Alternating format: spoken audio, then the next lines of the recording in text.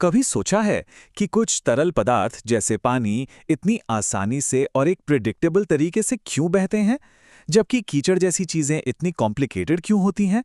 तो चलिए आज इसी के पीछे का विज्ञान समझने की कोशिश करते हैं। अब ये सवाल सुनने में तो काफी सीधा साधा लगता है ना?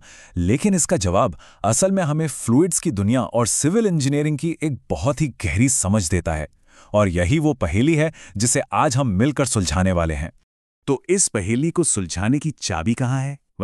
इसके लिए हमें सदियों पीछे जाना होगा, सर आइजैक न्यूटन के पास, और उनकी खोजी हुई एक बहुत ही फंडामेंटल कॉन्सेप्ट को समझना होगा। तो ये कॉन्सेप्ट है न्यूटोनियन तरल पदार्थ का। अब ये क्या चीज़ है? देखिए, आसान भाषा में कहें तो ये वो फ्लूइड्स हैं जो एक बहुत ही सीधे साधे सिंपल से रूल को फॉलो करते हैं, और बस इसी वजह से पानी या हवा जैसे फ्लूइड्स का बर्ताव इतना प्रिडिक्टेबल होता है। और वो नियम ये रहा। ये जो इक्वेशन दिख रहा है ना, यही वो रूल बुक है जो इन फ्लूइड्स के बिहेवियर को कंट्रोल करती है। हाँ, मानता हूं कि ये देखने में थोड़ा कॉम्प्लिकेटेड लग सकता है, पर असल में ये बहुत पावरफुल और सिंपल है। चलिए इसको एक एक करके तोड़कर समझते हैं। तो चलिए इस इक्वेशन को डिकोड करते हैं। सबसे पहले है टाउ यानी टाउ। ये वो फोर्स है जो फ्लूइड को हिलाने के लिए चाहिए। फिर आता है म्यू, जो फ्लूइड का गाढ़ापन है, मतलब उसकी थिकनेस। जैसे शहद पानी से ज्यादा गाढ़ा होता है ना, बस वही। और आखिर में du/dy, ये बस ये बताता है कि फ्लूइड कितनी तेजी से बह रहा है। सिंपल। अच्छा, अब इन सब में सबसे जरूरी बात वो ये है कि म्यू यानी विस्कोसिटी हमेशा कांस्टेंट रहती है। इसका मतलब ये हुआ कि पानी को चाहे धीरे धीरे हिलाएं या तेजी से, उसका गाढ़ापन बदलेगा नहीं। हाँ, टेम्परेचर एक जैसा होना चाहिए। और बस यही एक चीज है जो इसे इतना प्रिडिक्टेबल बनाती है।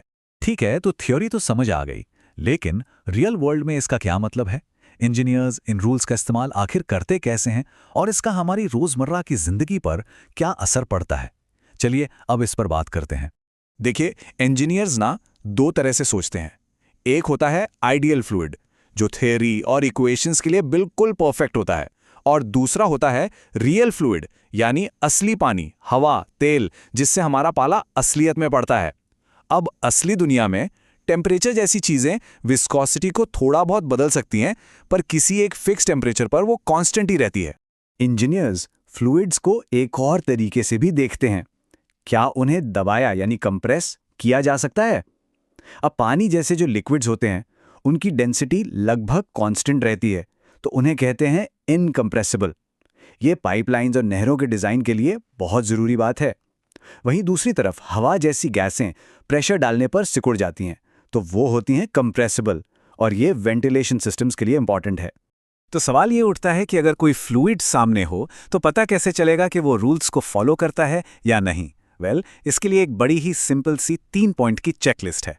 पहला सवाल, क्या फोर्स और स्पीड के बीच एक सीधा लिनियर रिलेशनशिप है? दूसरा, क्या उसकी विस्कोसिटी यानी उसका गाढ़ापन कांस्टेंट रहता है? और तीसरा और बहुत जरूरी, क्या जरा सा भी फोर्स लगाने पर वो बहना शुरू कर देता है?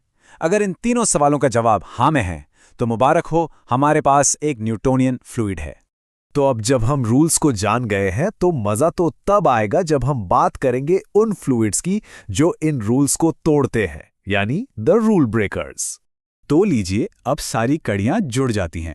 एक तरफ हैं न्यूटोनियन फ्लूइड्स जो रूल्स को मानते हैं, कांस्टेंट विस्कोसिटी, लिनियर रिलेशनशिप, और दूसरी तरफ है नॉन न्यूटोनियन फ्लूइड्स जो रूल्स को तोड़ते हैं।